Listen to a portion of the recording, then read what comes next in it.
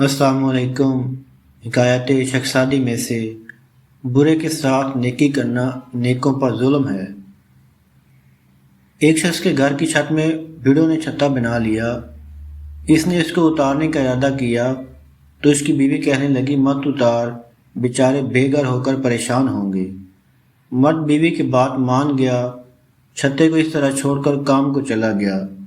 واپس آیا تو بھیڑوں نے عورت کو ڈسا ہوا تھا اور وہ چیخو پکار کر رہی تھی۔ مرد نے کہا روتی کیوں ہے؟ تو نے خود ہی کہا تھا بیچاروں کو نہ مار۔ شخصادی علیہ رحمہ کی اس حکایت سے یہ سبق حاصل ہوتا ہے، نااہل کے ساتھ احسان کرنا نامناسب اور خلاف مصلحت ہے۔ جس کا سر مخلوق کی تکلیف کے بارے میں سوچے اس کو اتار دینا ہی بہتر ہے۔ احسان بہتر ہے مگر ہر ایک کے ساتھ نہیں۔ شرارتی پرندے کے پر کاٹ دینا ہی اچھا ہے۔ جو بڑے دوست کے ساتھ جنگ کر رہا ہے اس کے ہاتھ میں پتھر دینا دوست کے ساتھ جنگ کے مترادف ہے۔ جو جڑ صرف کانٹے اگائے اس کو کاٹ دے اور جو درخت پھل لائے اس کی حفاظت کر۔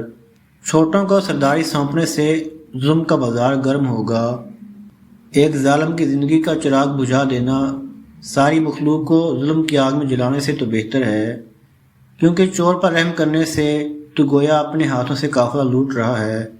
کتے کے لیے دسترخوان بچھانا عقل مندی نہیں، اس کو ہڈی ڈال اور بھگا دے۔ ظالم پر سختی کرنا عین عدل و انصاف ہے۔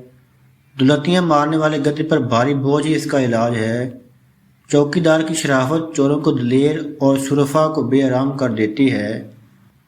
لڑائی کے میدان میں نیزے کی لکڑی گنے سے لاکھ درجہ بہتر ہے۔ ہر شخص جزا کے قابل نہیں، کسی کے لیے سزا بھی بہتر ہوتی ہے۔ اگر تو بلی پالے گا تو کبوتر کی خیر نہیں۔ بنیاد اگر کمزور ہو تو عمارت اونچی کرنے سے نقصان ہوگا، اور بھیڑیا موٹا ہو تو یوسف کو کھا جائے گا۔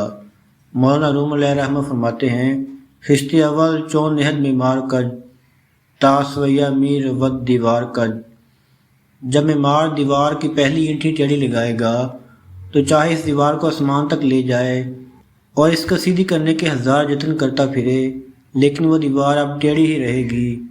اس پر ہندی زبان کا ایک مصرع خوب رہے گا کہ اب پچھتاوا کیا ہو جب چڑیاں چگ گئیں کھیت۔ تمام نئے دوستوں کی گزارش ہے کہ چینل کو سبسکرائب کریں اور بیل آئیکن ضرور پریس کریں۔ شکریہ۔